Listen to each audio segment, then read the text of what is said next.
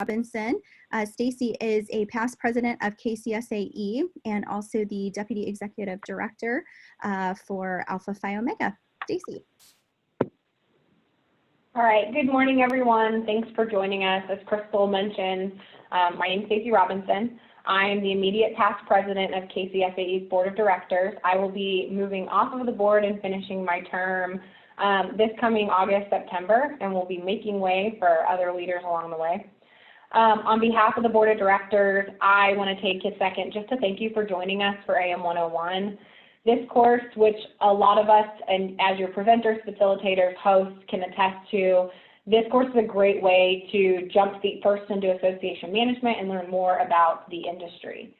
I have slides. I generally will stick with the slides. I prefer the in-person like all of us, but we are making adjustments just because why not? It's like Jumanji level 8 at this point, so we're going to figure out what this looks like. I'm hoping to be able to do some interactive activities at the end of this through breakout rooms, but we're going to see how time goes and how your questions are, so just be flexible. I know that you were sent slides. I am an avid changer of slides as a presenter, and so these are not the order that you were originally given, so I'm going to send the finished slides to Crystal at the end of this as well. I just did some adjusting for the best flow. So, but anyway, I'm going to give a little bit of an overview of KCSAE. All right, so the Kansas City Society of Association Executives is a 501c6 nonprofit corporation, which you don't have to know what that means just yet. We're made up of approximately 180 association members and 60 allied business members. We operate through an elected board of directors chosen annually by our membership. We are an allied of the American Society of Association Executives, which we'll talk more about them a little bit later. Our mission is to create an association management community for our members that advances their careers through education, professional development, and networking. Our vision is to be the primary resource for education, professional development, and sharing best practices in Kansas City in the association management community. And that's the picture. You're going to notice some of these faces up here. Your next presenter is in the corner of the screen with the glasses on the left. That's Tiffany. I'm also going to mention there are captions at the bottom of the screen. Your screen is not broken. PowerPoint has a cool new feature that I turned on so that there's closed captioning while I'm speaking. It is not perfect, so it also might give you a little bit of a laugh along the way. All right, so in order for KCSAE to achieve its mission, we offer membership. Like I said, it's nearly 240 people. That's a pretty consistent number for us. But we offer member benefits to a wide range of associations and nonprofit organizations in Kansas City. We have monthly educational programs, online education, even more online education thanks to COVID-19 and the pandemic. We have an annual meeting and then various special events. And all of that is to advance association management in Kansas City and also to create a community for you to go to while you're a part of this community, hopefully in longevity. I'm going to share a little bit about myself as a professional. KCSAE has been vital to my growth as an association executive, and they aren't paying me to say that. I am here for free. There are millions of people supporting associations professionally, and their path to the industry, it varies greatly. There are a lot more nonprofit leadership degree programs than there were when I was in school in the early 2000s. You know, for me, I stumbled and then stuck the landing into association management, or at least I think I stuck the landing. You might ask my peers if they think I stuck it or if I stumbled. I graduated from the University of Kansas with a degree of journalism and with a journalism degree in 2007. My plan was to work for niche publications as an editor. I wanted to be in magazines. That's what my plan was leaving school. I was super headfast, was not going to hear anything differently than that. Then I got a job working in publishing. I had an internship that turned into an associate editor position, and I quickly learned that there was just something missing for me in magazine publishing. And I really knew that I wanted to get out. I was at a publishing firm in Topeka that was a great place. They really supported me, but I knew I didn't want to be in Topeka any longer. So I ended up applying for a Director of Communications position at Alpha Phi Omega National Service Fraternity. I had no idea what I was applying for, and I was completely unqualified for whatever the job description said at the time. I knew I interviewed well, and I did end up getting the position, which I still joke about as baffling because they were looking for like 5 years experience, and I had 2.5 if you counted my internship in college.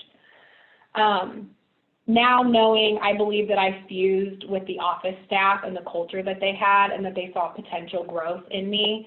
I don't want to say that it was also a cheap hire because it likely was also a cheap hire. But I didn't plan on staying in association management. I came here as a stopping point, and I think you hear that story pretty consistently from others in association management. 2 days after I started APO, I joined our executive director at a KCSAE meeting. A few months later, I sat in the same seats as all of you right now for AM 101. That was 12 years ago. Association Management 101 was one of the first events that I attended, and it gave me a peek into a world I really knew very little about. It helped me invest in my knowledge. It helped me invest in my career and what I was doing as a professional. I was told to go at the beginning and like come along with me, and then it became that I was interested and I was growing into this community for association management. I later decided that I was not really any longer a journalist. I was an association executive. That's what I wanted. This was my place. I sat for the certified association exam, which I think I heard that Deb is getting ready to, she's kind of gearing up to sit for hers. That was kind of the tipping point for me. I took that exam in 2014 and I passed. I say that I will absolutely never lose that credential. I don't ever want to take it again. It was a great informative experience, but I am going to wear my lapel pin in my coffin. I don't want ever to not have that certification. I found that association management was my home and a place where I could positively impact my community and change. I moved into Director of Chapter Services, which took me to leading a team of 6 instead of just myself. 3 years after that, I was named COO, and then 2 years after that, I was named Deputy. The reason I'm telling you all of those things is that what I thought at the beginning in Association Management 101 and what ended up being was a pretty significant journey for me. I found a community and a network in KCSAE of people that helped me educate myself about my job, and it also led me to a passion that I have for association management. You know, we talk about how KCSAE, it started as a network, but it's really so much more than that. KCSAE is a family. We have seen so much over the past few months, and we've seen so much of that family step forward. We've been here to support each other through the pandemic and all of the social unrest that are really heavily weighing down our organizations and our members, and we're sharing best practices and ways that we can adapt and change and shift and look at things differently and grow, and that's us as a network and as a family being able to do that. So I'm excited to welcome you to the family. I hope this isn't the only family meeting that we have. I hope that you all join us at an event down the road. You should always, if you see me at an event, I'll try and say hello, but I don't get to see all of your faces today. So please introduce yourself and, you know, join us. And if you ever need anything along the way, always feel free to reach out. So let's talk about events. So let's talk about where you can go after AM 101. So we have something called, you'll see the word SIG on the screen. We have something called special interest groups in KCSAE. Those are communities within our community. So we have a CEO roundtable community, a CAE SIG, emerging professionals, and membership. All 4 of those are groups that get together for like every other month, maybe a little bit more often than that, events where they're talking about things that specifically impact their community. You don't have to be a part of just one. You could be in a CEO roundtable group and in a membership group. But these are great ways for you to kind of, again, expand your network and your relationship with KCSAE. In addition to those SIG meetings, we have webinars that are offered that you can find on our website, and we also have different programming events and annual meetings. The 2 events that you see on your screen in June and July, those 2 events were planned early. They are working on figuring out what those events look like as a result of COVID. And look for the website or for more communication on what's happening with those. We have a summer social and then a membership and IT that I'm guessing we moved to virtual with those. All right, so this is our website. Everyone knows how to use a website. If you click on the 3rd tab over in the middle of the screen, there's a KCSAE events tab. That's where you can find out what else we have coming up and all of the programming that's scheduled for next year. So I'm not going to navigate around a website. I feel like that would be a complete waste of your time. All right, so again, welcome. We're excited to have you. I think this is going to be a great event for you. And if you have questions, I'm going to take some time to ask for questions along the way. But absolutely chat Heather or Crystal if you have something that comes up in between. So let's get started and find out about the impact of association, team members, and leaders. All right, so quick pause. What is an association? Dun, dun, dun. Appreciate the technology in the background, even though they are not appropriately socially distant. All right, the American Society of Association Executives, which is essentially the Association for Associations, defines an association as an organization of or group of individuals affiliated with one another who share a common purpose, interest, mission. They exist for mutual enrichment and advancement of their membership. At the same time, so that's who we think we are, believe we are. I still always give the IRS definitions for everything, even though I think it's also kind of rude for me to start off with the IRS this early in the morning. But I'm going to give it to you anyway. According to the IRS, an association is a group of persons banded together for a specific purpose. To qualify under Section 501 of the Code, which we'll get into, the association must have a written document such as Articles of Association showing its creation. At least two persons must sign the document, and it must be dated. Definitions of association can vary by state law. You should look at state law. If you were organizing an organization, you would want to find out what the parameters are for 501c3, 501c4, et cetera, et cetera. But in order to qualify for 501c3 in most states, you have to have really specific language. Again, we're going to get into 501s later, and hopefully Tiffany goes way further into them than I do. All right, so as I mentioned earlier, there's an association for associations. Frankly, you will learn there is an association for everything. AIAKC, formerly known as the American Society of Association Executives, is a great resource for you to pair with your KCSAE experience. I'm going to read something to you from AIAKC's The Power of A, which is the power of associations. That's an AIAKC program that really highlights the work we do in associations and advocates for our industry advancement. Associations make America stronger. In virtually every industry and sector, associations advance workers' job skills and create new employment opportunities. We implement programs that impact policies that strengthen America's safety and security on roadways, waterways, job sites, the internet, and everywhere in between. There is no other segment of society that improves lives like associations do, from creating industry standards of quality and safety to providing disaster relief, to offering expertise that creates better policy, and so much more. 1/3 of all Americans are a part of the association community, whether as employees, members, or volunteers. At the heart of the association community are people. Researchers, innovators, mentors, communicators, whose expertise and hard work collectively create a stronger America and world. In virtually every business sector and industry across the country, state to state, associations mobilize millions to turn change into progress one step at a time. That is the power of association. So I think you know that you're an association nerd when you get goosebumps reading The Power of A. You can judge me for that later. But I think the thing I take away from this is that the work that you're beginning to do in associations and the work that your colleagues do, our work matters, and it's formidable for the rest of our country. And those things that we do as associations can make the lives that are impacted by our members and our membership better day in and day out. That's one of the biggest things I want you to take away from this presentation, that associations matter and that we have a lot of weight in this world, and if we utilize this and we continue to drive forward, we're going to create change for years to come.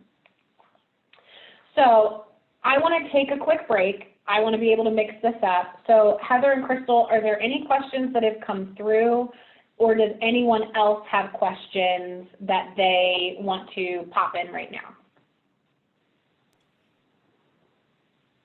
So far there's not any that have come into the chat. But if you're able to speak over the line, feel free to unmute yourself and ask Stacey a question. Absolutely. We need like the da da da da da da da.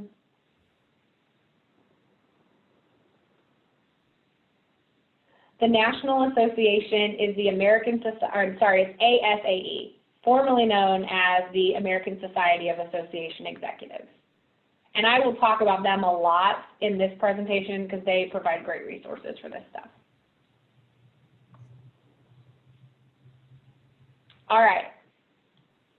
Unless Heather has any more, then I think I'm going to go ahead and move forward. Great. Sounds good. All right, cool.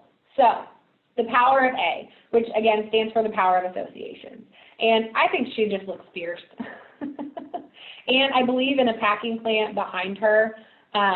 You know, we have a really wide range of associations, and I'll give some examples of those before long. But every space looks different from our membership to the members that we support.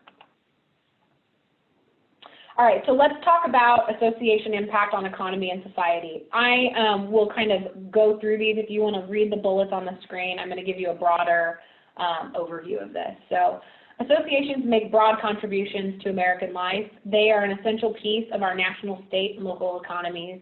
They create jobs. They have measurable economic benefits, including 1.3 million jobs for Americans and a total payroll of more than $55 billion. It's a substantial workforce. I believe it is the second highest workforce in the country. It's second or third. Beyond their direct economic impact, associations play a vital role in enriching communities and creating positive change in the world. So 2016, there were 63,866 trade and professional associations. I'm going to tell you a little bit more about how those divide out later on. I think the part that I thought was interesting here, and something that I think is always telling for my family that still doesn't really understand what I do for a living. Trade and professional membership associations generate $116 billion in revenue. It's not the image that I had whenever I thought I was joining a nonprofit. I didn't realize that we would have a substantial budget.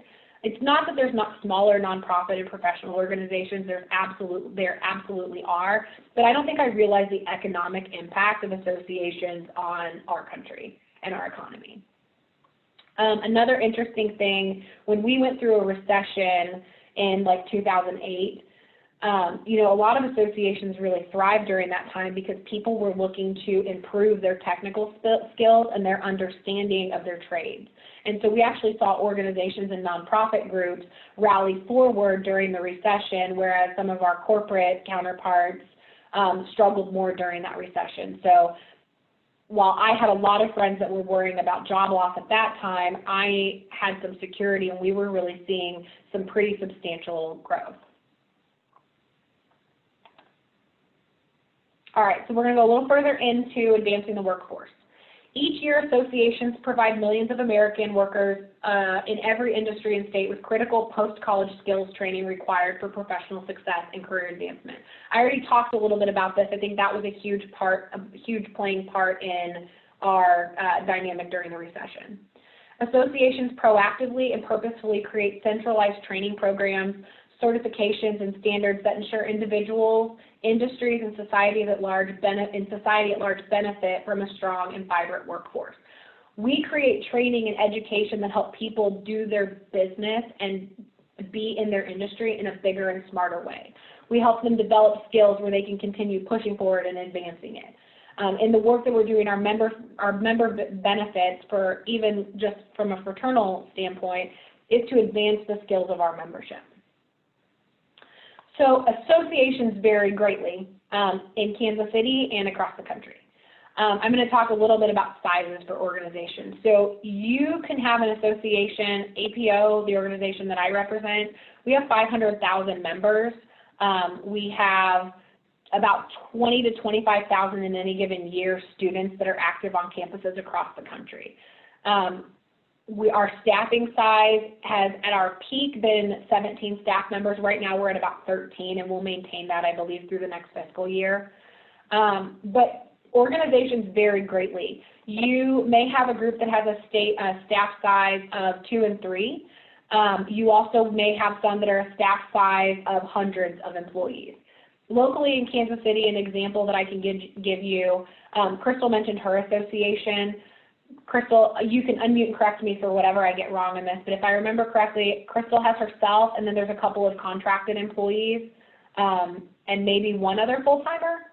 Mm-hmm. Yes, we're getting ready to hire another part-time employee and then another full-time employee next year. So we'll be up to 4, but we contract out a good portion of our work. So then alternatively, we have AIAKC in Kansas City, and they're one of the bigger associations in our area, and they have hundreds of employees and also have a little bit more of a more recognized like corporate structure to them. Things that are common for associations, things that you'll see with most associations: board of directors, volunteer work, or volunteers and committees that are doing the in-the-weeds work for their associations or organizations, membership meetings and member benefits, conferences and conventions, and then again, I already mentioned staffing. Something that you'll likely hear from Tiffany, so she is an example of a local group to a national organization. So she works with the Kansas City chapter of a large national organization.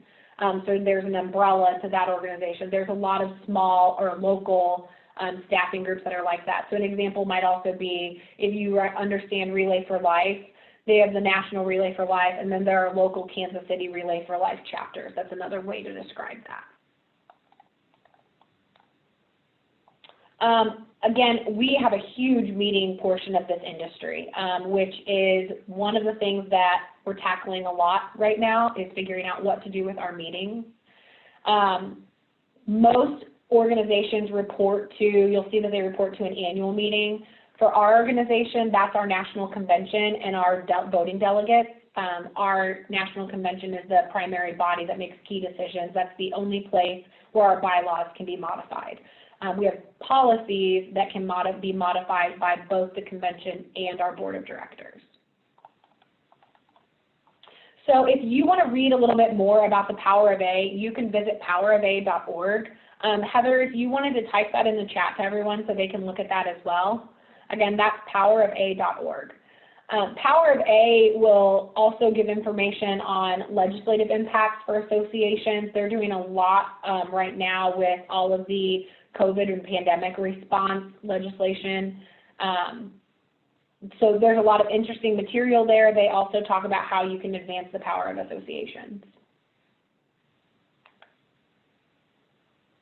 All right, so I'm moving pretty quickly, so I'm going to take another quick break for questions on anything that you just saw, or if you want me to go back to a slide, I can.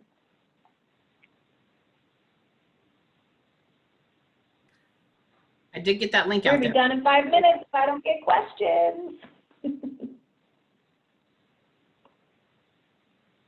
Okay, Heather, do you have any?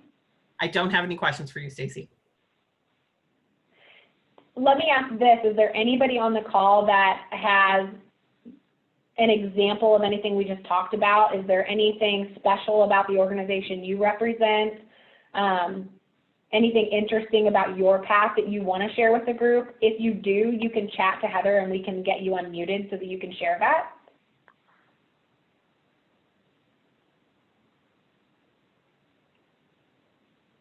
All right. Okay, I'm going to go ahead and move forward. Okay, so, oh, hold on. Great question, April. Heather, do you want to read that question? Yeah, the question is does our membership in KCSAE link to the national level in any way? So KCSAE is separate from ASAE, and that's changed over the past 15, 20 years. We actually don't link to them in any way, but a large number of KCSAE members are also members of ASAE. But KCSAE, beyond getting some links for like the certified association exam and getting some advanced notice about, you know, industry news, that's really it for us. Mhm. And also all of the education that you take through KCSAE is CAE approved. So you'll get credit for everything. Yes, thank you, Heather. Yeah, great. And okay, so I'm gonna sidestep just a bit. I'll talk about the CAE again before we go to breakout groups. But one of the things that I would suggest, if you're just now getting your feet into association management, if you have any inclination that you're going to want to advance your career, Certified Association Executive is going to be a great way for you to do that. But like I said, I mentioned that it's not the easiest experience. It's not the easiest test. Some of us have, you know, memories of that exam. It's changed a lot over time. But one of the things we can all tell you, track your participation. You have 100 professional development hours, including some ethics stuff that you have to do in order to take that exam. Start an Excel spreadsheet now and absolutely track. For every hour that you sit behind a webinar with a KCSAE event, so today you should end up with 2 hours of CAE credit towards that 100. By the end of this, you're going 4 weeks and it's 2 sessions a week, right? You're going to be able to knock off some pretty solid professional development time with AM 101. So I see Curtis saying, preach, track everything. Any of us that have taken it can tell you it is so painful to go back and have to ask for every member flyer we've had or calendar for KCSAE. If you are relatively involved in KCSAE, you'll hit your professional development hours for the exam really quickly, and then maintaining it and logging your hours after will be easy peasy. We do have one more question, Stacey, and maybe even Crystal can help kind of explain this. Do you have to be at the director or executive level to be a member of KCSAE? No, you do not. KCSAE, we actually, as an organization, the meat of our membership is in what we call the advanced professional. I think that's me now. I think that's me. I don't think I'm emerging anymore. I think I have emerged. They used to call it young professionals, and I moved out of that pretty quickly. But we have a really wide range of membership in KCSAE. We want everyone. We want anyone who is interested in furthering themselves in association management. You're welcome to join. You do have to be employed. There's a part in our bylaws that says that you're actively employed at that time. Crystal, do you want to add anything to that I might have missed? No, I mean, I think that's perfect. And you'll notice that the KCSAE membership is really a wide range of individuals. So it's anybody who is part of the membership team within their organization, maybe even the finance and accounting team, meeting professionals, you know, we certainly have those. We have some people who are strictly involved in advocacy. And we really develop those SIGs that Stacey was talking about earlier to really help you network with people in the Kansas City area who have like-minded jobs. And that way, if anything ever pops up, I echo completely what Stacey said earlier about KCSAE being vital to her association, you know, management career. I agree with that wholeheartedly. And that's the nice thing about being a part of KCSAE and participating in those SIGs is meeting those people who have like-minded jobs and developing your own network. Yeah, absolutely. And I will say, I also don't think that you absolutely have to, you don't have to say, I'm headed into association management, so this is where I want to get involved. You know, I learned a lot about communications whenever I was in that position and really didn't see myself moving. That's how I started with KCSAE and understanding association management, was looking at marketing and PR and communications with others inside of KCSAE. So it's absolutely association management, but there are tracks for every position in all of this. So I think that's a great point. All right, any other questions? Heather, do you have anything you want to add to that? No, just I think it's a great way to, KCSAE has just been such a great place to learn more about association management. And, you know, I think Stacey and I, we both kind of fell into this kind of randomly. I used to be a middle school teacher, so everybody's got a little bit of different Before what happened, I'm going to make you say it. All right. The reason I stopped being a middle school teacher is because my students burned the school down. It was in Las Vegas. It was like, 15, 16 years ago. So, not every career path is straight. Sometimes people have to figure out what how you're going to facilitate your career and whatnot. So, it just, this has been a great place to kind of meet other like-minded individuals and can give purpose and whatnot to your career. But, as we know, as association executives, that no path is straight. So even if this is just a short stop along your way, we're always going to be encouraging you to go after what you want. So, yeah. Absolutely. Breath of flames.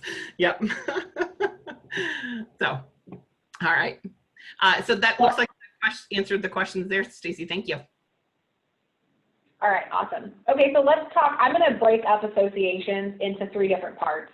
There is a lot of gray space in what I'm about to share with you, and what one group considers themselves versus another may vary. So I am by no means telling you that this is the only hard and fast way to break this down.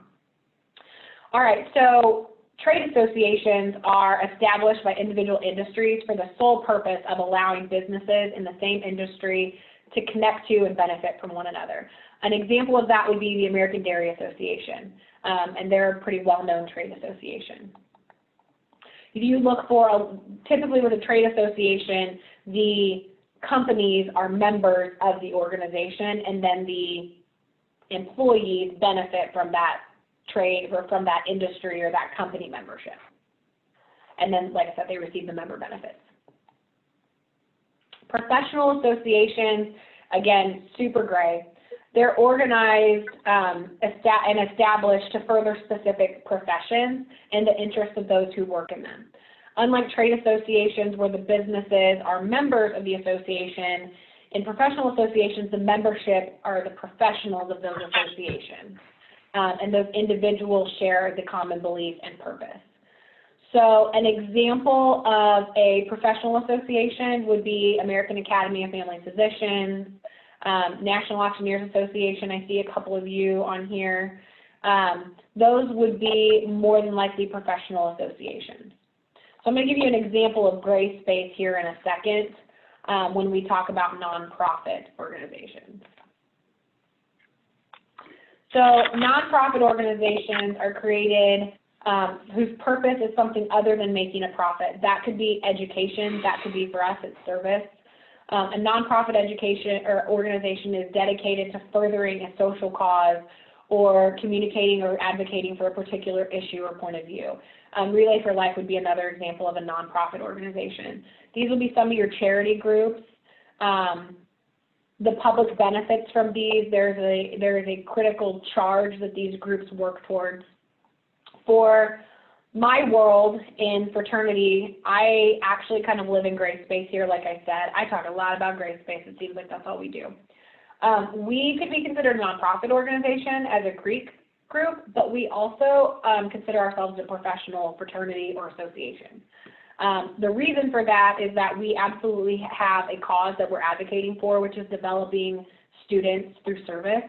But then on the alternate side is that we also give professional skill sets to those students, and we advocate for service and college students around the country. So we kind of fall somewhere between there. All right, no matter what type of association, all of them offer member benefits. I listed KCSAE's member benefits off early on in this. Most offer some tangible benefits such as products, services, information, discounts, and then there's also intangible benefits, which are the ones that I have found the most impactful for me, frankly, which that's the networking in the sense of community and common purpose, and even the opportunity to volunteer. My volunteer hours go to KCSAE so that we're working to better the associations that positively impact Kansas City. That's where I put my volunteer hours right now, doing that in youth sports. Traditional benefits for most associations include learning opportunities, the opportunity to take courses or develop professionally, knowledge, which is just your collective body of experience in education, such as what research, websites, like I said, community, and then depending on the 501 status, again, we'll get to that, advocacy. So there's a couple of things that are different. There's corporate sides to this, which they're structured according to specific laws, like articles of incorporation and bylaws, board of directors, and then there's unincorporated, which have constitutions or other policies that may take the place of the articles of incorporation. And then you also have some trusts thrown in there where they're created for charitable trust groups that they're give away money.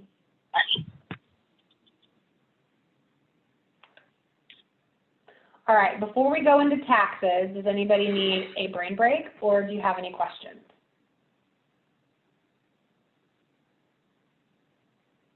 All right, hang in there for this one. I'm going to give you the umbrella overview of this. And if you want the hard and fast, there's a beautiful website through the IRS where you can learn the ins and outs of every single 501 and the rules and the regulations for them. All right, so these are tax designations. Each organization's tax designation is determined by the IRS. It's based on their form and function, basically.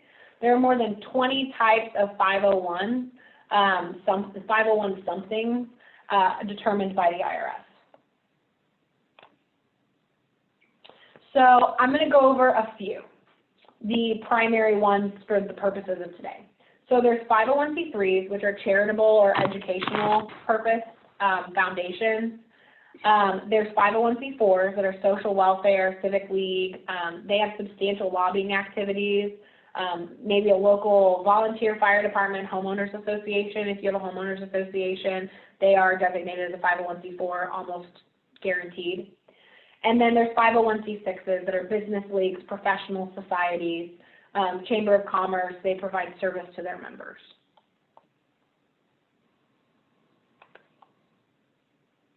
So this chart will break them down just a little bit further for you. Here is the large differentiating factor for these. 501c3 have to limit and basically not have any substantial lobbying activities. They typically conduct research and can really only engage in a limited amount of lobbying, advocacy, or political activity. The donations to 501c3 organizations are tax deductible. If a 501c3 organization goes too far into lobbying and there's not a defined threshold, it's a, oh, we audited you and we think this is too much. That's a little bit of soapbox for me. But if you are found to have had substantial lobbying activity, then you can lose your tax exempt status. So again, 501c4s are your social welfare groups, and they allow businesses and unions to donate unlimited money to 501c4 groups, and they can be tied to like PACs. They have activists within the group, lobbyists, but the 501c4s and c6s, the difference is what they can do from a lobbying standpoint. And this is in your packet, so you can refer to this down the road. Like I said, there's 20 of these. There are great infographics that you never would have been able to read on this screen that I moved past. Okay, that was the boring part. Now we can have a little bit more fun. So everyone will need to be able to unmute. I'm going to say this in the world of worrying about your dog barking or your child crying or your spouse walking in the kitchen or your roommate running the dishwasher is gone. So you should not worry about unmuting yourself to participate in this conversation. The standards have been lowered substantially. So we're going to go into breakout rooms. You're going to get a button that will pop up on your screen asking you, it'll basically initiate the breakout room for you, and you'll have to click a button. We're going to have 3 groups. We're going to create our own association. So as a group, I want you to come up with the most creative association that you can think of. I want to stick in like the trade and professional association groupings just for the purposes of today. Those are going to be a little bit easier for folks to digest and to see where they kind of pair locally. There will be 3 rooms. I'm going to set a timer for, let's do 6 minutes. You're going to have to boogie. And I want one person in the room to take notes, but I want you to develop an association. I want to know the mission of the association. I want to know what tax designation you think you fall into. I'd like to know your board of directors generally, if you have one, what they're doing. And then I'd like you to name 2 committees that help drive member benefits. And then once we're back, each of the 3 chosen scribes will report back and need to be able to unmute themselves to share. I will have you chat if you're a scribe to Heather so that Heather can call on your name when it's your turn so we're not talking over each other. Okay, Heather, if you want to go ahead and launch breakout rooms, then we'll let them get started. Great.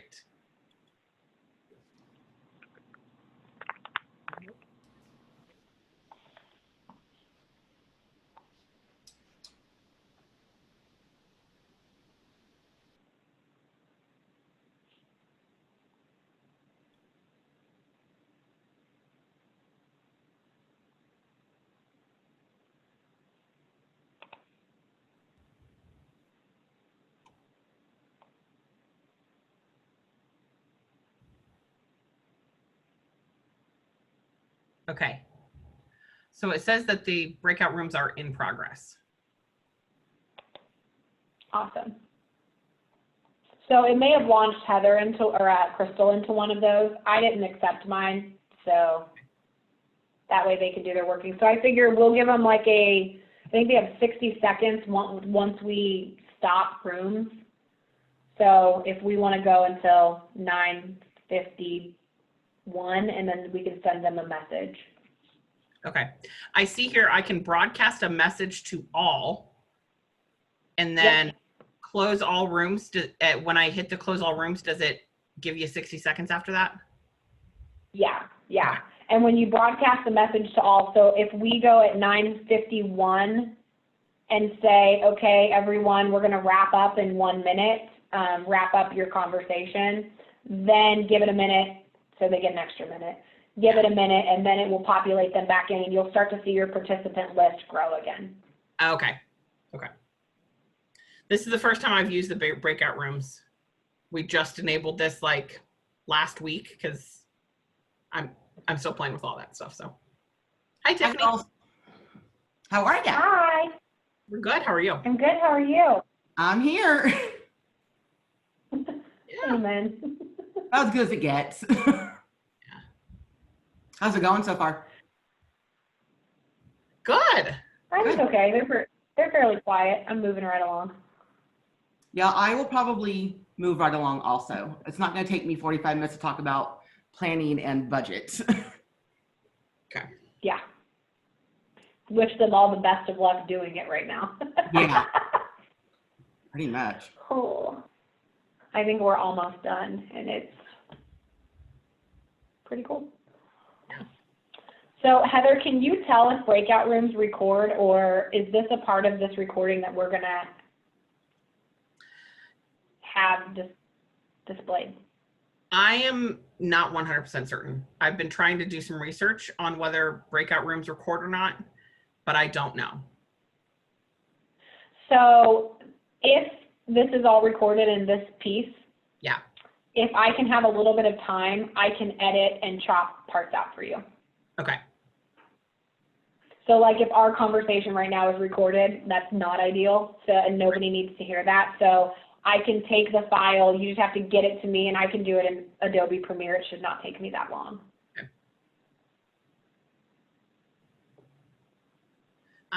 Problem is that once we have the recording though, like once you edit it, where are we going to host it in order for people to see it?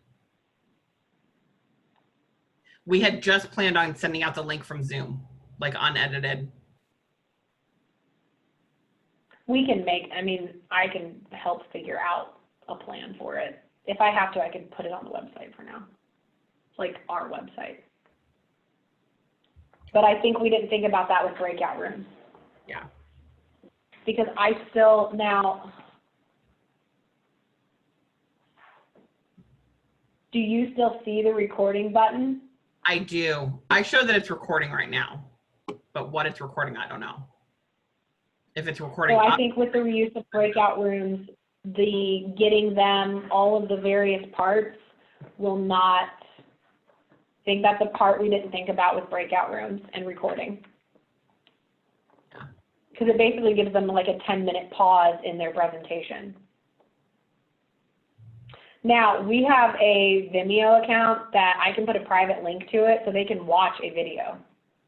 yeah, Arma has a YouTube account as well that we can do that with. So, and Here's I the know other thing, our website's WordPress based. what? Our website for KCSAE is WordPress based. All they have to do is add a video gallery. Yeah.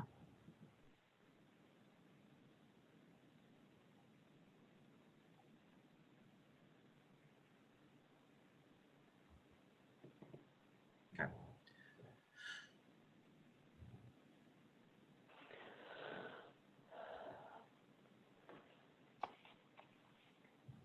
Buttercup usually sleeps right now, but something outside is making her really excited. So, yeah. We noticed that or our Zoom meetings, our dogs will hear each other bark and then they all bark at one time.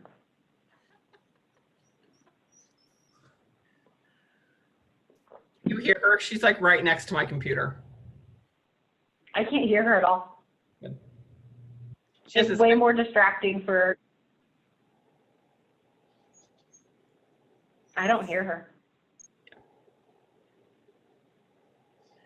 yeah, So do you no, want to broadcast to all and let them know we're going to get, give them a 2-minute warning. I have plenty of time still, so give them a 2-minute warning.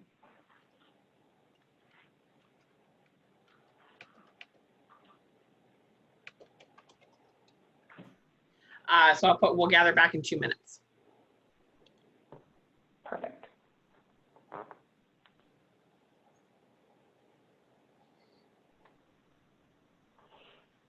So one of the things that we do this again virtually at some point, or even just offer it for streaming or whatever, I think we should consider the ability to like dance around a room and introduce each and every person to each other is tough. Yeah. So we may want to shave time off to do that. The other thing is we could, if you want them to be able to introduce each other, we could do that at the end of this before Tiffany gets started. We just didn't. True. We didn't think about that. That might be a nice idea. Okay. Yeah. Tiffany, did you happen to hear that? Yeah. I need to be done at like 10:55. My dentist called me and they need me there early. Okay. But it's not going to Okay. take me more than 30 minutes to do this presentation. Do you want to do it at the end of yours where Heather and Crystal could take them, if that way if you had to dart, then they can keep going and introducing themselves. I think it's a huge thing you miss if we get to see each other in person in next year. Who knows? Yep, that works. Okay. I'm super sad about the Vegas meeting being canceled. I know, I was going to go this year. Sorry, I'm not. Post-traumatic stress. I don't think. I'm like, I don't really need to go back. I would take it. I have been with my children at home for so long. Okay, so do we want to do closed rooms now?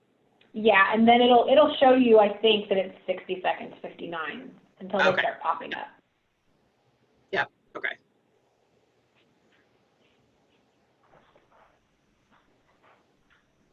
I do see the breakout room, or the countdown clock. Okay.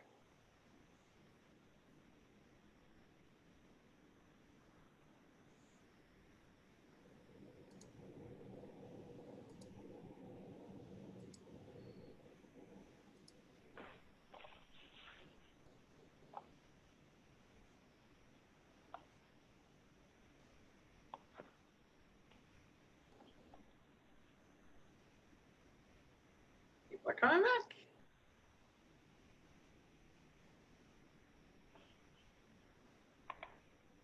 Welcome back.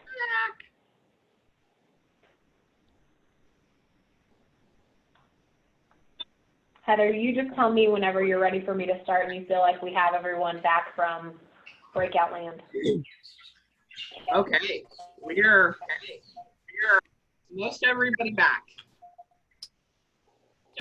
Okay, so our 3 scribes / team presenters, if you would please chat Heather your name so that she can call on each of you to share what you all decided as a group and what makes your association special. Okay. So first up, it looks like we have Kayla Rodriguez. Hello. Hi, Kayla. How are you guys today? We're good. It's good to hear from you. Wonderful. All right. So we came up with the Red Nose Association, the Clown Association. And our mission is to educate clowns on no clowning around. We believe that our tax information would be the 501c3. We didn't think that clowns would have a lot of political lobbyists, perhaps. And then we decided on a board of director. We wanted a child to be the board of director, a little bit outside of the box, so that way a child could kind of help educate clowns on what kids want. And we decided on a famous kid. Her name is JoJo Siwa. And then we came up with 2 committees, and our first one was small car safety, and our second one was balloon blowing.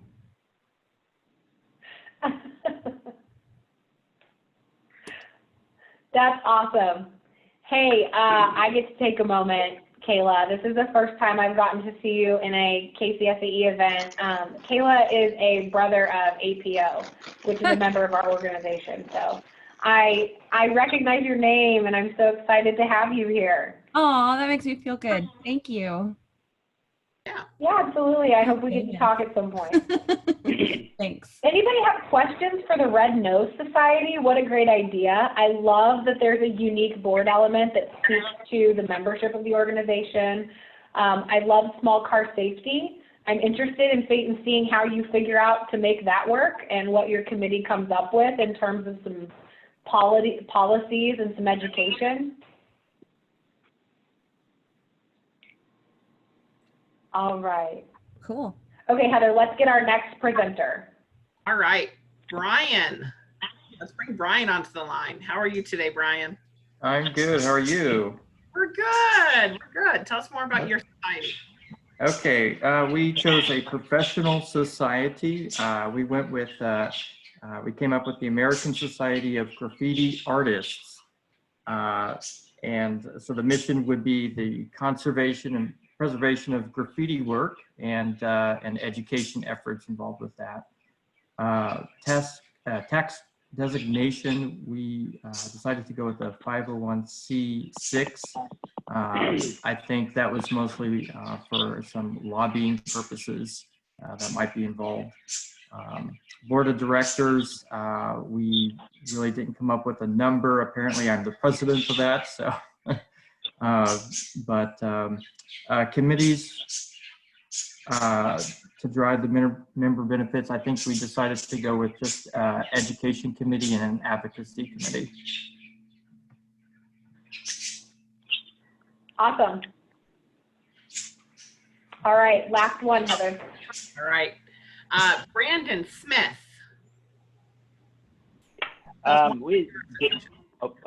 We went ahead and went with the Association for Remote Employees, and we figured we'd be a IOC6. And our thought was we'd create less isolation by forming a group of people who are currently isolated at home while working. We had 3 working groups. We had the happy hour group, the avoiding isolation group, and the avoiding the kitchen while working group. We didn't have a board of directors, but so that's kind of what we came up with. Awesome. So that activity was just to give you a break and let you get to work together. I know that it's hard. Obviously, if there's a need for an association, this virtual work environment can be a little bit tough at times. So it's an opportunity to kind of be a little bit silly. Y'all did a great job. And I do think your tax designations were spot on. So that's awesome. I really appreciate getting to spend some time with you today. My screen won't advance. There's a lot you can do in association management. You know, there's a lot of people. It's up to you to decide how invested you get in it. A couple of pieces of advice. I think the CAE certification is an awesome opportunity for anyone. It really broadens your scope and gets you out of the area that you're working in. I think the question you want to ask yourself, and that I think your CEOs will appreciate you asking, or CSEs will appreciate you asking, is how can I gain footing as a trusted resource and leader in my organization, and how can I help our members think innovatively and broadly? And that's kind of a long way of getting to it, but if I'm giving that advice to anyone coming into this, it's to think big picture and to think with the whole association and the industry in mind. I hope you all enjoy the rest of AM 101. If you ever need anything, I will chat you my email address, but you'll see me in and out of meetings. I'm an avid meeting attendee. I may be leaving the board, but I'm not leaving for good. So I really appreciate today, and good luck with your next presentation.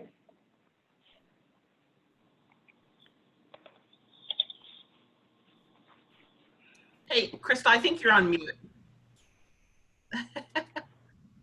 Sorry, thank you. Thanks so much, Stacey. Great presentation. And at this time, we're going to roll right into our next presenter. If you need to take a bio break, no problem. Just sneak out and do that. But we'll roll right into our next presenter, who is Tiffany Shepard. She is also a past president of KCSAE and is the Deputy Executive Director for the American Institute of Architects, Kansas City. And Tiffany is going to be talking to us today about association finance and operations. Tiffany? Good morning, everybody. Hope you all are doing well. I sat in for a little bit of Stacey's presentation, and I will once again also echo the importance of your CAE and tracking all your hours. It's very important, and it is very worthwhile if you do intend to pursue a career in association management. I know to this day I've been in association management for over 20 years, and I still learn things that I learned from the CAE. So today I'm going to talk a little bit about operations and finances. Like Crystal said, I work at AIA Kansas City. We are a local chapter of the American Institute of Architects. We have about 1,200 members, and we cover the Kansas City Metro. So that includes Johnson and Wyandotte County on the Kansas side, and then all the counties on the Missouri side. I am the deputy director there. I've been there for 17 years. And we've only got a staff of 4, so we do a lot and wear a lot of different hats. As deputy director, I kind of act as the CEO, COO, CFO. I do a leadership program. I do continuing education. I plan meetings. I do education outreach to K through 12 students. So having a small staff kind of means you do a little bit of everything, and I really do love it. So we're going to attempt to share my screen.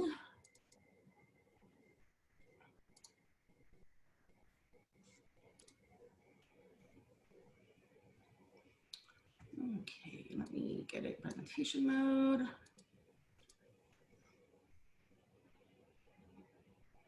All right, can everybody see that okay? What we see is your double, or the... Just doing that again. Okay, hold on. Yeah.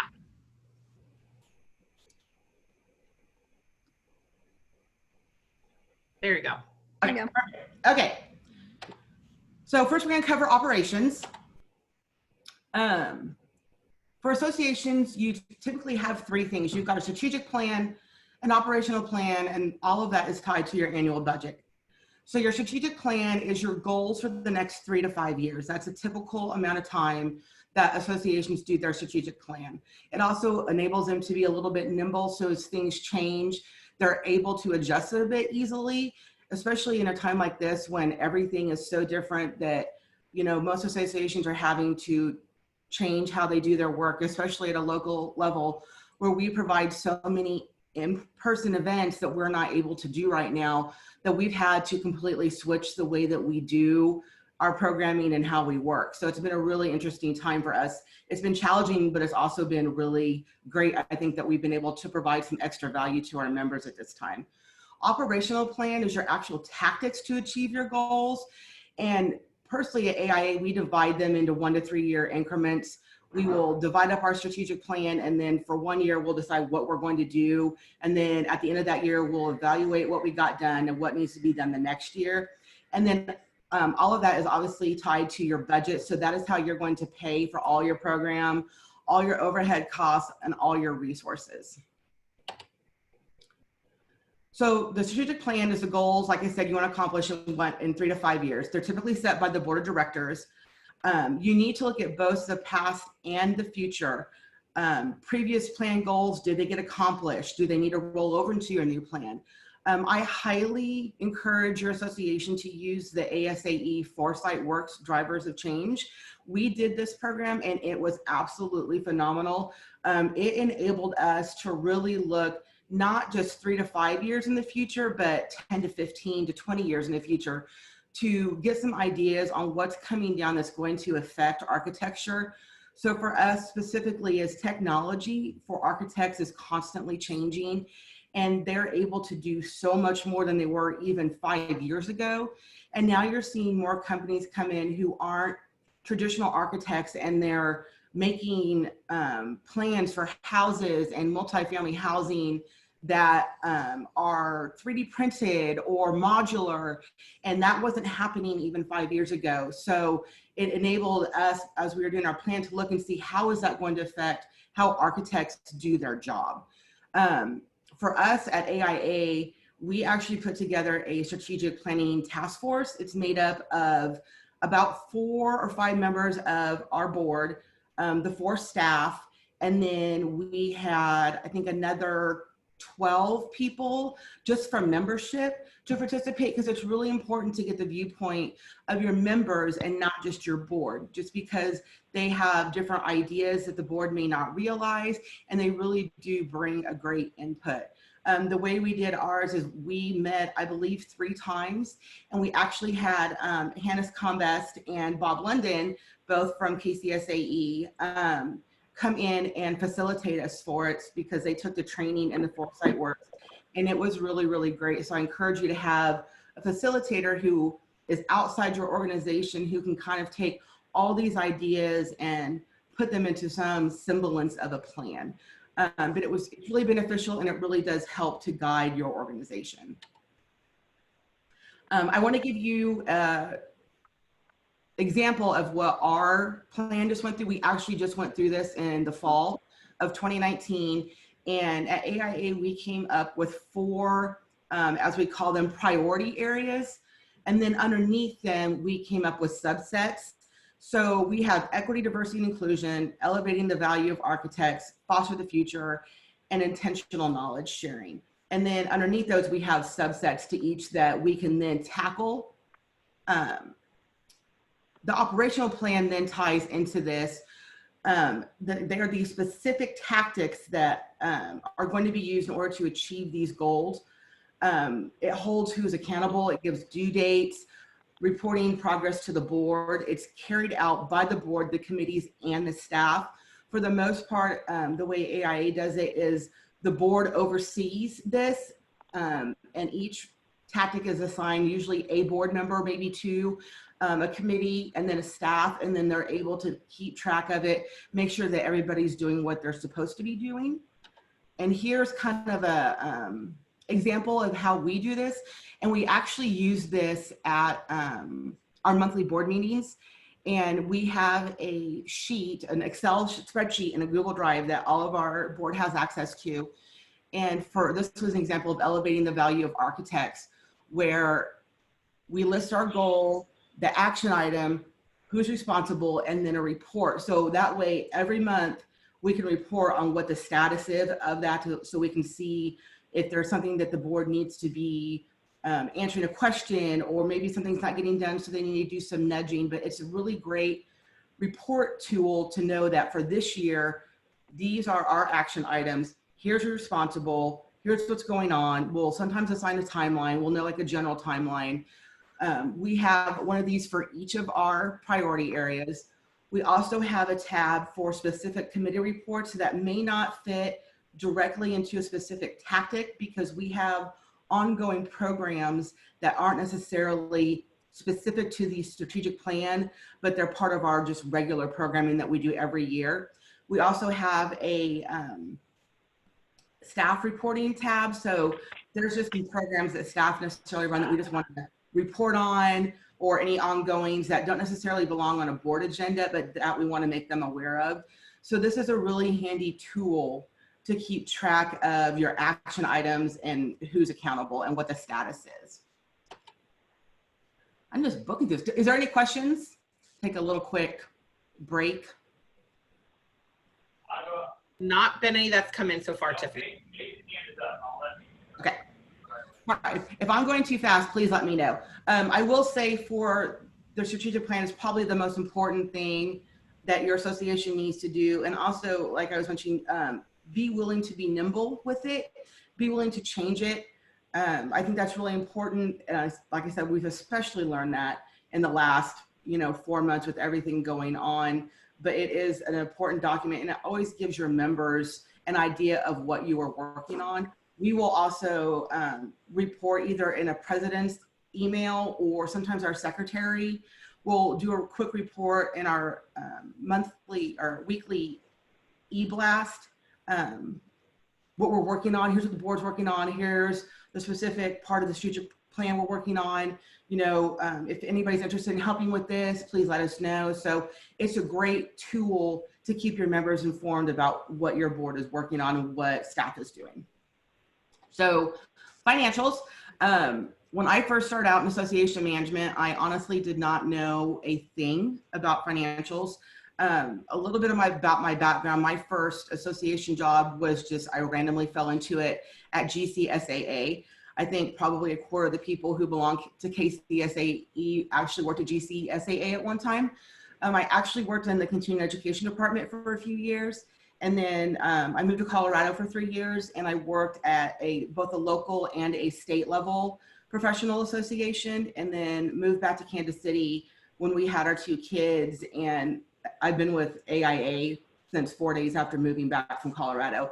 So when I first started, I was actually a membership person, and within 6 months, the deputy director had resigned and I applied for the job. So I kind of got to learn financials really quick. So for most people, you do not need to know, in most departments, the in-depth level, but you need to know how your programs are funded. You need to know about sponsorship. You need to know overhead. You also need to know how other department programs feed into yours and how they're funded, because in the end, they are all related. So the way I'm going to explain financials is the way that AIA does it. Now it's a little different for every association, but I'm hoping that this will kind of make it clear. So first you have your budget, and that is your overall document. It is an estimate of your income expenditures for a certain period of time. So typically it's a calendar year, or some people's years run from July 1st to June 30th. So it's just whatever you all do.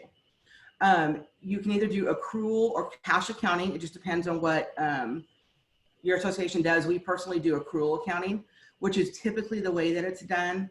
And it's always tied to your operational plan, which I will go into a little bit more. Let's see. So revenue, at AIA, we divide things into 3 areas. Number 1 is your revenue. So that is your dues, your programs, your non-dues revenue, your committee income, your sponsorship income. We have a space that people can rent, so we have space rental income.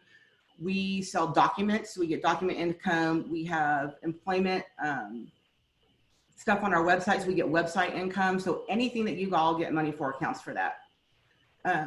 We do a system that's with cost of goods sold, which is cost directly related to putting on your programs.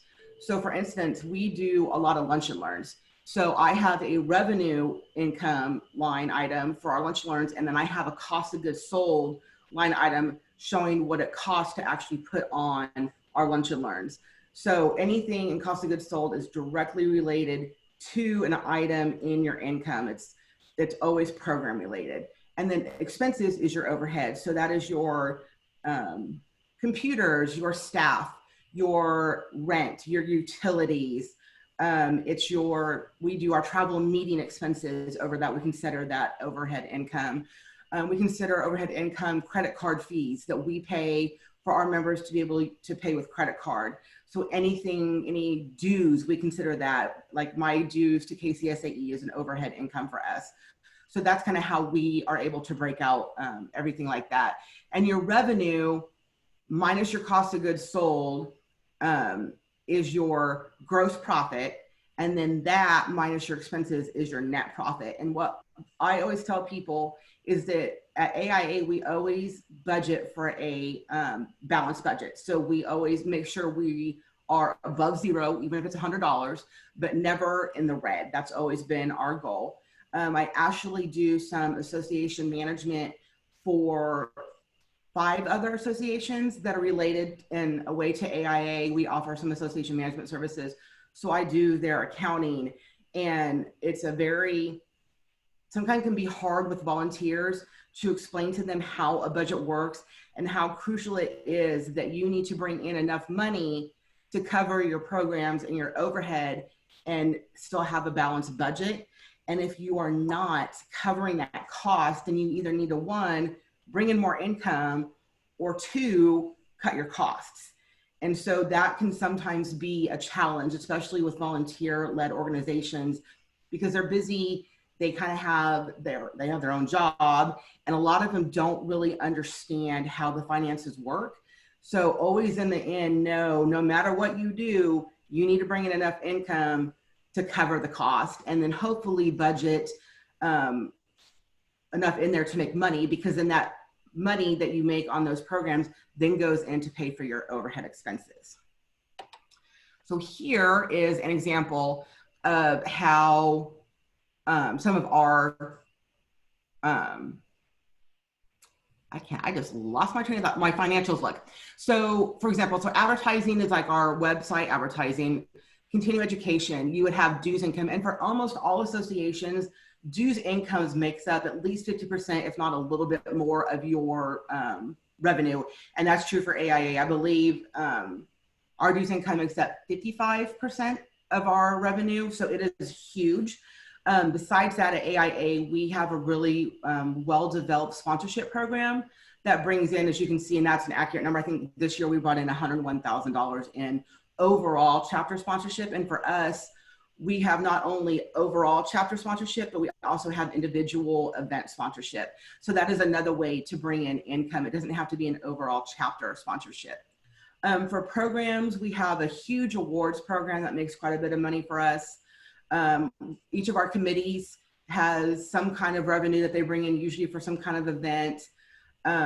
We had a symposium, an equity symposium last year that brought in some money. Like I said, we have space rental that brings in money. We sell documents. So all of that income comes into play to not only pay for your programs, but to pay for your overhead. So then you can see on the cost of goods side that for continuing education programs, we brought in $1,000 in income and only spent $500. So that means that we have $500 in revenue to go toward our budget. So I always caution people to make sure that you are making a little bit of money on every program that you do, because dues aren't going to pay for everything. So those programs, you need to rely on them to make money. But you also want to be aware of the fact that you don't want to price out your members and make them too expensive. So be sure that you think of that value between what they pay and what they're getting. So at AIA, we offer lunch and learns for free. That's just part of what they get for being a member of AIA Kansas City. But if we do a half day or full day continuing education program, they do pay for that, but they get it at a very good discounted rate, whereas we charge non-members quite a bit. And that is also a way that you can make more money, is by charging a much higher fee for non-members to attend your programs. And then you can also see, like, on program costs. So for awards, we brought in 48, but spent 35. And then for our committees, typically for our committees, we do not expect them to pay or make any money. We do expect them to cover the costs of their programs. So we've had a few instances where they've spent way more money than what they brought in. And so then we're like, okay, you can't do that. You've got to charge for this. You know, we know you want to provide a program for free, but one thing we've also learned is that people assign value if they have to pay for it, even if it is a nominal fee. So even if they're paying $10 to attend a program, they're going to be less likely to cancel and show up because they are monetarily invested in that program. And then it also helps you pay for it. So that is also something you can think about doing, is charging that minimal fee to get people's commitment and to help your budget. So that kind of comes into, you can see that all of our cost of goods sold are directly related to an income item. And then you go over to our expenses and you can kind of see what those are. So for us, we have board expenses like the strategic plan. We have a board opportunity fund where our board can go attend, for instance, okay, what is it called? The KCSAE, the Area Development Council, does a huge luncheon every year that we attend. So we'll pay for that out of that. Computers and equipment, business insurance. Please make sure that your association has business insurance. I can't even tell you how important that is. Credit card fees, costs we talked about, dues we talked about, facility, you know, for us, you've got your cleaning, your rent, your repair, your maintenance, marketing, printing and publications, professional fees. We actually do have an accountant. I do all the bookkeeping, but we do have an accountant who I meet with quarterly, who oversees my work and checks everything. She also does our taxes. IT people, we do not actually have an IT person on staff, so we do hire that out. Salaries, staff development is very important for AI Kansas City, and I think it should be for every association. We're really good. AIA actually pays for all of my KCSAE, ASAE. They'll send me to ASAE conferences and stuff like that. I'm actually the only member of those organizations for AIA, and I'm also only CAE. So it's really important to develop your staff. Supplies, taxes, you will see. So, and I think Stacey talked a little bit about this, is 501c6s don't pay taxes unless it's on an unrelated business income. So for us, to kind of give you an idea of what that is, the government considers that anything that is not related to your mission and purpose for being in existence. So we pay taxes on our advertising income because they don't see that as directly related to why we're here. We also pay taxes on our association management income that we get because that's not directly related to what AIA does. But I honestly can't tell you, we budget for taxes. We haven't actually paid taxes in probably 8 years. The only time we do is if we get like an abnormally huge amount of UBIT, but typically the way it's done is you're able to offset that by other expenses and income. So we do obviously pay payroll tax and property tax depending on if you own your property or anything like that. Telephone expenses, and then travel and meals. So at the end, you've got to take all of this in, and it comes down to your net profit. And like I said, you really need to try and make sure that you're budgeting for an above zero profit. But associations are not in the business to make money, but if you do, that's good. So you don't have to make money, but you need to make money. But know that on finances, you do not, that money does not go back into shareholders or back to members. That is a corporate world thing. Any money that an association has left over typically gets rolled back over into new programming or benefits for their members, but not to direct payouts to members. Tiffany, we do have a couple of questions that have come up. So you talked about your committees. Can you give an example of what are examples of how your committee raises money? So that's always a very delicate balance with our committees. So we always encourage sponsorship. Number one, sponsorship is probably our number one thing that we go to besides attendance revenue to pay for all of our programs. So for our, for our YAF, that's our Young Architects Forum, they do a number of programs throughout the year. that either they charge like $10 or $20 for people to attend, or they will get a sponsor for it. So that's pretty much the way that they are able to do that. Is otherwise, mostly yeah, sponsors. For us, it's a little bit of a delicate balance because we have a huge group of, I believe, 60 different companies that sponsor AIA, the chapter in general. And then some of them will also come back and sponsor specific events.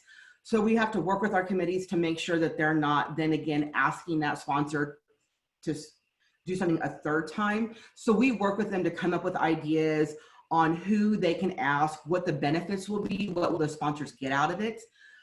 So that's something you can definitely help them with. I think those are probably the two main ways to get committee income. And then we have another question here. It asks, how has the virtual change affected expenses? Are they higher? Are they lower? Do you have any examples? Yes, so that is a great question. So right now, our expenses are a bit lower just because we're not doing anything. Everything that we do now is virtual. So we have not had to pay for lunches. We have not had to pay for space. We have not had to do any of that. So for example, I'm trying to think, we had a symposium, an equity symposium we were supposed to do in May that I don't know that will happen. We're budgeted to only make a little bit of money on it, but we're not spending anything either. We're especially right now saving money on expenses. We've canceled all travel for the rest of the year. So that's gonna be a huge savings to us. We aren't taking people out for meals. So our meals expense has gone down substantially. As you guys, I don't know if you know anything about the payroll protection loan that the government did with this whole COVID thing, but unfortunately associations were not part of that package, but we were able to take part of the, okay, what is it called? It's a payroll tax credit thing. So we get credit on the payroll taxes that AIA pays to the government. And so we're actually going to get a little bit of money back from that. So that's going to help a little bit. Our IT expenses seem to be down because we're not really doing a whole lot and most of our stuff is over Zoom. So that's been kind of nice. We save money on cleaning because we're not in our space right now. So luckily, we've definitely seen a decrease in our costs. But on the bad side, we aren't able to have some of our programs that are bringing in money that we need to pay for our overhead. So we're trying to look at how we're going to do our design awards. It's our biggest program of the year. We get 400 people there. We usually make $11,000 or $12,000 on it. And if we have to somehow convert this to a virtual event or have it at a space where we have less people, so we sell less tickets, it's going to affect our budget. So we're trying to figure out the best way to do that, to not only be good for our budget, but to also keep our members safe. So those are some considerations going in that we're looking at adjusting our budget right now, thinking, okay, well, we're gonna have to probably change that. How are we gonna do our big annual meeting? That might cost more money to actually rent a space where we can spread out, where we typically have it at our space for free. So we've definitely been making some adjustments on all this, and I'm hoping that in the end, they kind of all balance out. Yeah. Thank you. Sure. All right, what else do I have? Here's another kind of different way that you can look at budgeting, and this one kind of breaks things out per goal. So you would have your goals, call it, it's an awareness, whatever that means, or membership goal, education. So you account for your income in for all of these programs, and then your costs for those.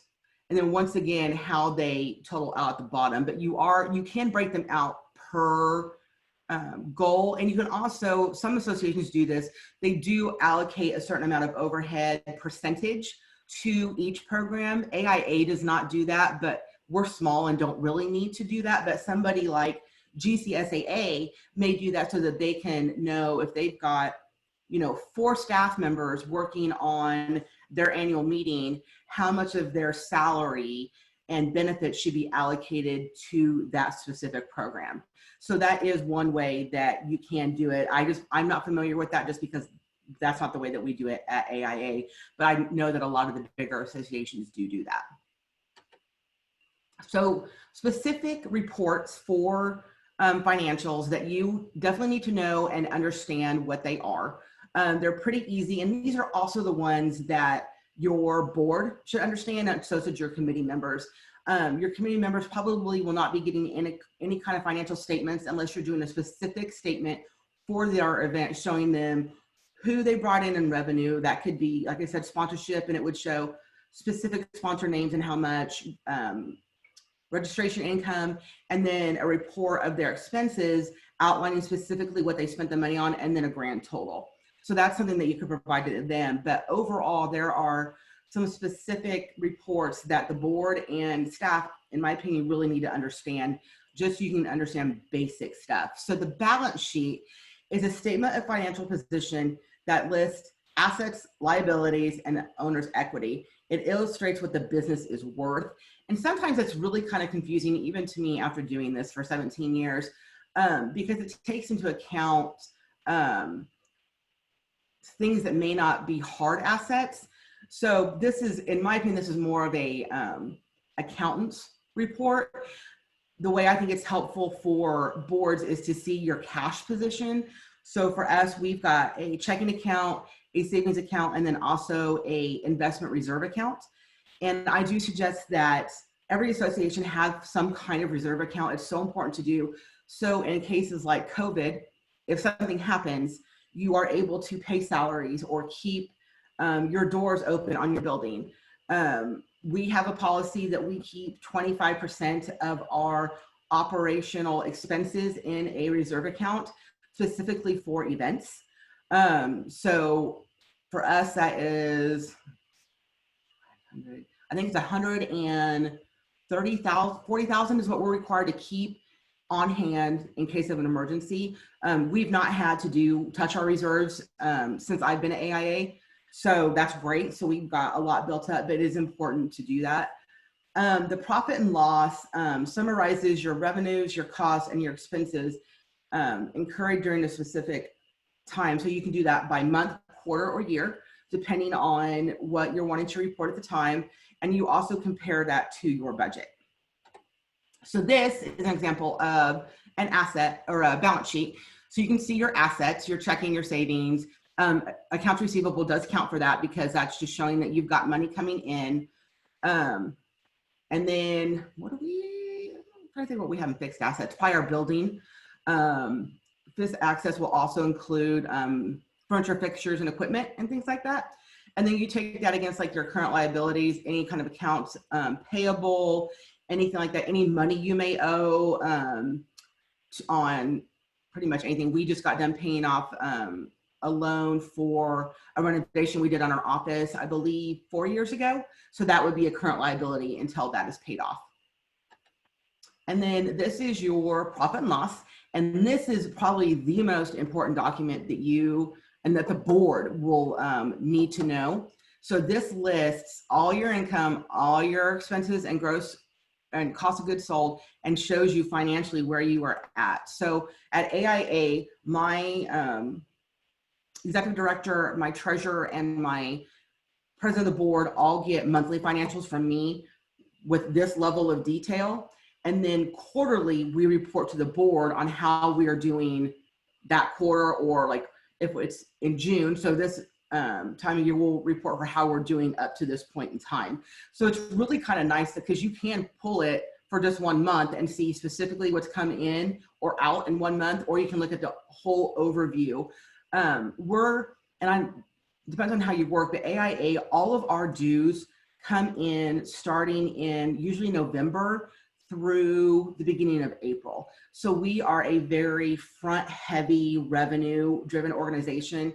All of our sponsorships come in between like December and February, but all of our big programs that we pay the most money for happen in the fall.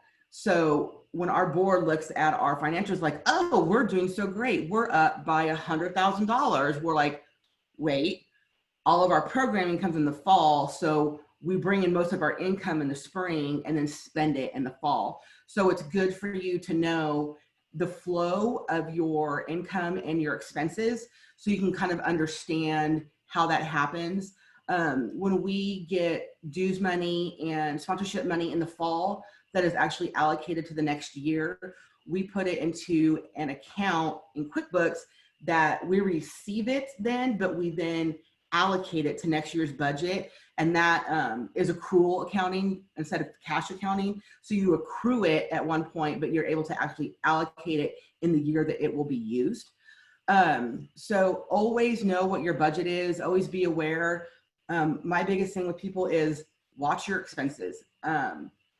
Everything is expensive. It's very expensive, especially if you're providing events. You know, watch how much space rental is, or food. See how you can do things a little bit cheaper.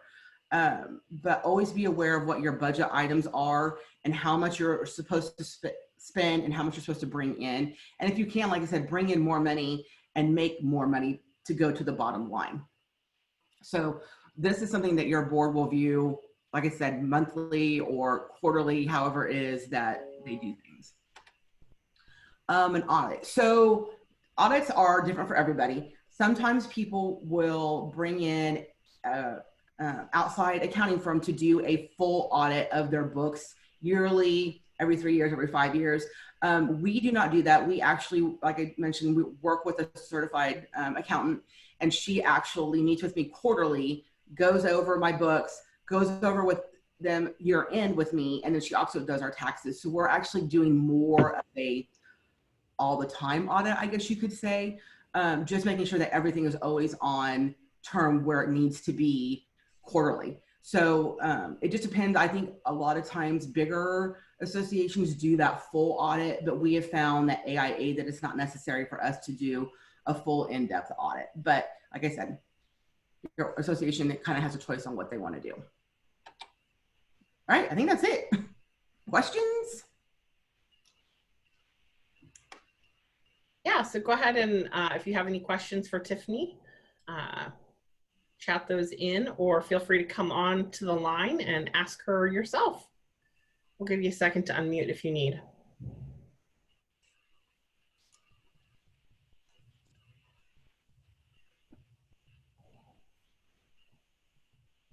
Yeah, definitely from Curtis here says, thanks Tiffany for everything. This info never ever gets less important. It's very true. So, and it's confusing. I mean, as most staff people, you're not going to need to know the inside and outside of a budget. You're going to need to know your budget for your specific programs and what your department does. But I really feel that it's important that you understand how a budget works and how the board views the budget and how the whole association's finances work.